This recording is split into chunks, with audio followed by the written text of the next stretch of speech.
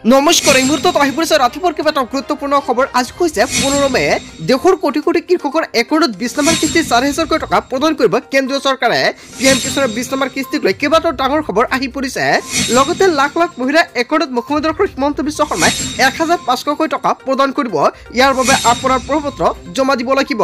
চৰকাৰে নতুনকৈ আবেদন প্ৰক্ৰিয়া আৰম্ভ কৰিব অৰুণোদয় 3.0। যিসকল ব্যক্তিয়ে চৰকাৰী ঘৰ পোৱা নাই নতুনকৈ চৰকাৰী ঘৰৰ বাবে জিঅ' টিং কৰিব পাৰিব। আপুনি ঘৰতে মোবাইল ফোনৰ জৰিয়তে চৰকাৰী ঘৰৰ বাবে কৰিব পাৰিব আবেদন। ৰেচন কাৰ্ড থাকিলে জনতাৰ বাবে এটা ভাল খবৰ, কিয়নো 3 মাহৰ চাউল একেলগতে লাভ কৰিব জনতাই। লগতে লাখ লাখ ৰেচন কাৰ্ডৰ হিতাধিকাৰীৰ বাবে কেইবাটাও নতুন নিয়ম সলনি হৈছে। কেইবাটাও ৰাজনৈতিক খবৰৰ লগতে অৰাজনৈতিক খবৰ যুগুত কৰা হৈছে আজিৰ দিনটোত। গোটেই অসম তথা ভাৰতৰ বিভিন্ন প্ৰান্তৰ পৰা যুগুত হৈছে কেইবাটাও ডাঙৰ খবৰ। এনেবোৰ খবৰ নিতৌ পাই থাকিবলৈ চেনেলটি ছাবস্ক্ৰাইব কৰি ভিডিঅ'টো এটা লাইক কৰিবলৈ নাপাহৰিব। আজিৰ আমাৰ প্ৰথম খুবেই গুৰুত্বপূৰ্ণ খবৰ হৈছে অসমবাসীৰ বাবে এটা ডাঙৰ খবৰ। পিএম কিষাণৰ 20তম কিস্তিক লৈ কেইবাটাও গুৰুত্বপূৰ্ণ আপডেট প্ৰকাশ কৰিছে কেন্দ্ৰীয় চৰকাৰে। আৰু পিএম কিষাণৰ একাউণ্টত 20 নম্বৰ কিস্তি 4,000 টকা সোমাব কৃষকসকলৰ একাউণ্টত। প্ৰধানমন্ত্ৰী মোদীৰ বৃহৎ ঘোষণা। প্ৰধানমন্ত্ৰী কিষাণ সন্মানিধি আঁচনিৰ পিএম কিষাণৰ ভাৰতীয় কৃষকৰ বাবে কেন্দ্ৰীয় চৰকাৰে আৰম্ভ কৰা অন্যতম সহায়ক আঁচনি হৈছে 2019 চনৰ পৰা আৰম্ভ হোৱা এই প্ৰকল্প। আৰু এই প্ৰকল্পৰ জৰিয়তে প্ৰতিজন পিএম কিষাণ হিতাধিকাৰীক প্ৰত্যেক 3 মাহৰ মূৰে মূৰে চৰকাৰে প্ৰদান কৰে 2,000 টকা। আৰু কিছুমান একাউণ্টত চৰকাৰে 4 মাহৰ মূৰে মূৰে প্ৰদান কৰে। মুঠতে বছৰত চৰকাৰে প্ৰদান কৰে 6,000 টকা। আৰু ইয়াৰ জৰিয়তে প্ৰতি বছৰে লাখ লাখ কৃষকে আৰ্থিক সাহায্য লাভ কৰে। এই আঁচনিৰ অধীনত এজন কৃষকে বছৰি 6,000 টকা লাভ কৰে, যিটো তেওঁলোকৰ বেংক একাউণ্টত 3টা কিস্তিত দিয়া হয়। ইতিমধ্যে দেশৰ কৃষকসকলে লাভ কৰিছে 19 কিস্তি। আৰু এতিয়া সকলে অপেক্ষা কৰি আছে পিএম কিষাণৰ 20 নম্বৰ কিস্তিৰ বাবে, যিটো জুন মাহত আহিব বুলি এটা ডাঙৰ চৰ্চা লাভ কৰিছে। কিন্তু এটা সন্দেহ সৃষ্টি হৈছে।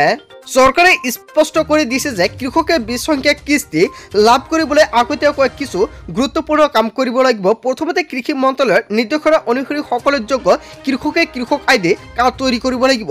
যিসকল কৃষকে এতিয়ালৈকে কৃষক আইডি কাৰ্ডটো বনোৱা নাই সেইসকল কৃষক কিন্তু নাপাব পিএম কিষাণৰ 20 নম্বৰ কিস্তিৰ টকা।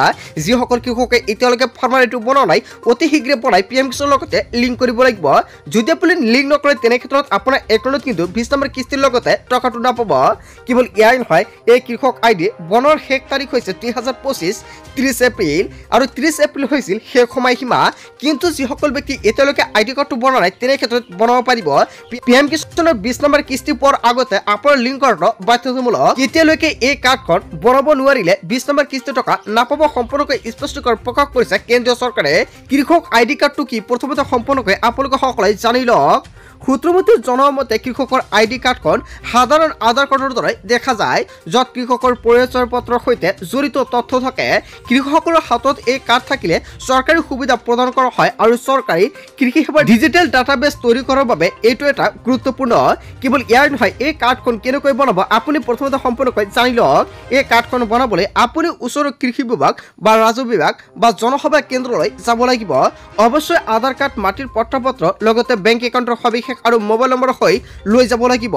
আপুনি তালৈ গ'লে তেওঁলোকে আপোনাক এই কাৰ্ড বনাই দিব। অতি সহজতে এই কাৰ্ডটো আপুনি বনাব পাৰিব। যদি এই কাৰ্ডটো এতিয়ালৈকে আপুনি বনোৱা নাই অতি শীঘ্ৰে এই কাৰ্ডটো বনাই ৰাখক। এই কাৰ্ডটো নবনালে আপুনি পিএম কিষাণৰ 20 নম্বৰ কিস্তিৰ টকা নাপাব। লগতে যিসকল কৃষক এতিয়ালৈকে পিএম কিষাণৰ ই-KYC, লেণ্ড ছেডিং আৰু বেংক একাউণ্টৰ লগত আধাৰ কাৰ্ড লিংক কৰা নাই, যদি এই 3টা কাম কৰা নাই তেনে ক্ষেত্ৰত আপুনি কৰি ৰাখক। যদি আপুনি নকৰে তেনে ক্ষেত্ৰত আপোনাৰ একাউণ্টত আপুনি টকাটো নাপাব।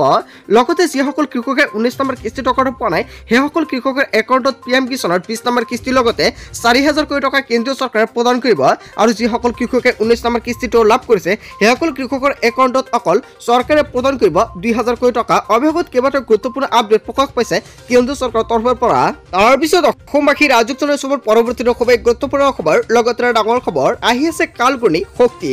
হঠাৎ বতৰৰ ল'ব কাল ৰূপ। প্ৰচণ্ড ধুমুহা বৰষুণক লৈ জাৰি কৰা হৈছে এলাৰ্ট। বংগোপসাগৰত উৎপত্তি হৈছে ঘূৰ্ণীবতাহ শক্তিৰ। 28 মে পৰ্যন্ত বিভিন্ন ৰাজ্যত সংসাৰ চলাব পাৰে এই কালগুনি শক্তিয়ে। উৰিষ্যা আৰু পশ্চিমবংগৰ উপকূলত অধিক ভয়াৱহ হ'ব এই ঘূৰ্ণীবতাহৰ প্ৰকোপে। অসমত বতৰ বিজ্ঞান কেন্দ্ৰই জাৰি কৰিছে এলাৰ্ট, সকলোৱে সাৱধান হওক।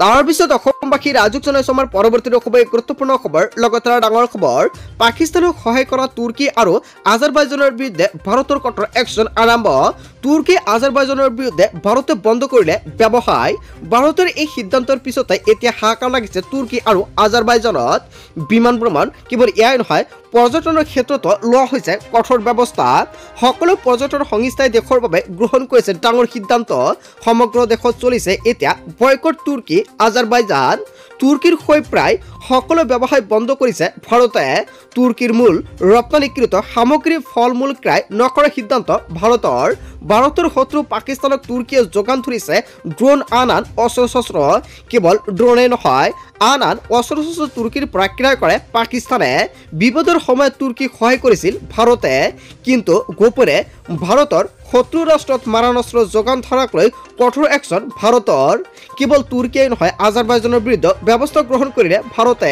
হয় বন্ধু বান্ধৱীসকল এটা বিগ আপডেট প্ৰকাশ পাইছে ইয়াৰ বিষয়ত জনতাই কি ক'ব আজিৰ ভিডিঅ'টো জনতাই বেছিকৈ শ্বেয়াৰ কৰি দিব তাৰ পিছত অসমবাসী ৰাজুক জনাইছো আমাৰ পৰৱৰ্তী খুবেই গুৰুত্বপূৰ্ণ খবৰ লগতে ডাঙৰ খবৰ কচুতলিৰ বেদখলমুক্ত ভূমিত হ'ব 10ম অসম আৰক্ষীৰ বেটেলিয়নৰ চৌহদ মুখ্যমন্ত্ৰী ডক্টৰ হিমন্ত বিশ্ব শৰ্মাৰ বিশদ ঘোষণা কচুতলি পৰিদৰ্শন কৰি মুখ্যমন্ত্ৰীৰ ডাঙৰ ঘোষণা কচুতলিৰ উচ্ছেদিত ভূমিত দালালি কৰা কোনো দালাল হাৰি নাযাব প্ৰায় 1000 বিঘা ভূমি সামৰি স্থাপন কৰা হ'ব আৰক্ষী বেটেলিয়ন কচুতলিৰ বেদখলমুক্ত কৰাৰ পিছতেই চৰকাৰে লৈছে ডাঙৰ পদক্ষেপ কচুতলিৰ বেদখলমুক্ত ভূমি থকা 10ম আৰক্ষী বেটেলিয়নৰ চৌহদ কচুতলি পৰিদৰ্শন কৰি মুখ্যমন্ত্ৰী ডক্টৰ হিমন্ত বিশ্ব শৰ্মাৰ বিশদ ঘোষণা তাৰ পিছত অসমবাসী ৰাজুক জনাইছো আমাৰ পৰৱৰ্তী খুবেই গুৰুত্বপূৰ্ণ খবৰ লগতে ডাঙৰ খবৰ সাৱধান হওক ৰাজ্যত বতৰৰ লৈছে কালৰূপ মুঠ 15খন জিলালৈ বতৰ বিজ্ঞান কেন্দ্ৰই জাৰি কৰিছে সতৰ্কবাণী আগন্তুক 3 দিনলৈ জাৰি কৰা হৈছে ইয়েলো এলাৰ্ট আৰু অৰেঞ্জ এলাৰ্ট ঘণ্টাত 50 kilometre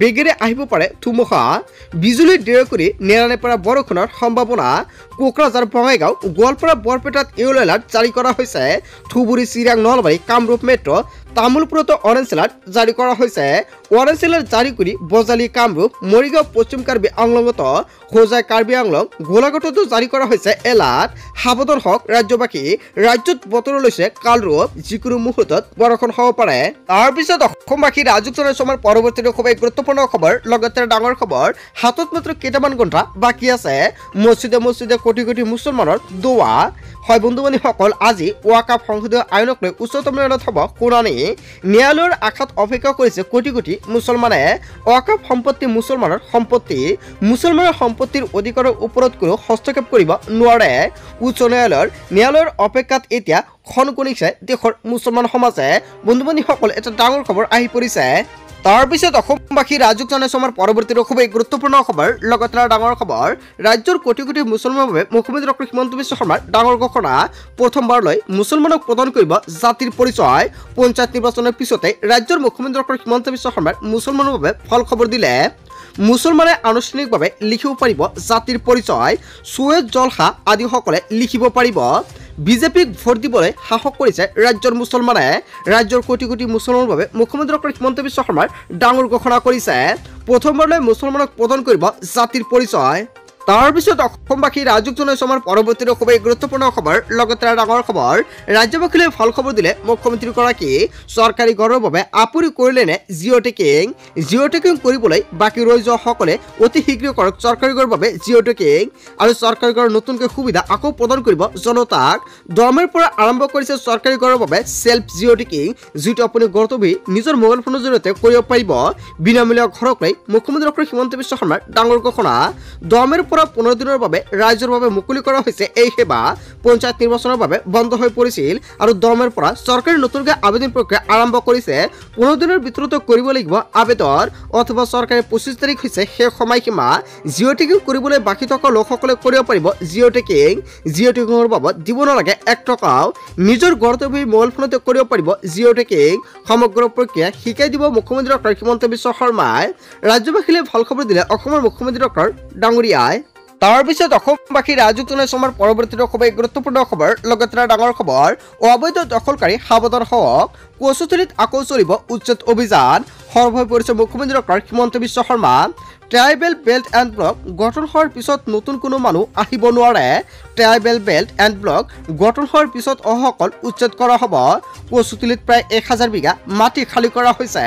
tribal belt and block গঠন হোৱাৰ আগত অহা কোনো লোকক দিগদাৰ কৰা হোৱা নাই। ট্ৰাইবেল বেল্ট এণ্ড ব্লক গঠন হোৱাৰ পিছত অহা লোকসকলে যাবলৈ দিয়া হৈছে। অবৈধ দখলকাৰী সাৱধান হওক, মুখ্যমন্ত্ৰী ডক্টৰ হিমন্ত বিশ্ব শৰ্মাই হুংকাৰ প্ৰদান কৰিছে।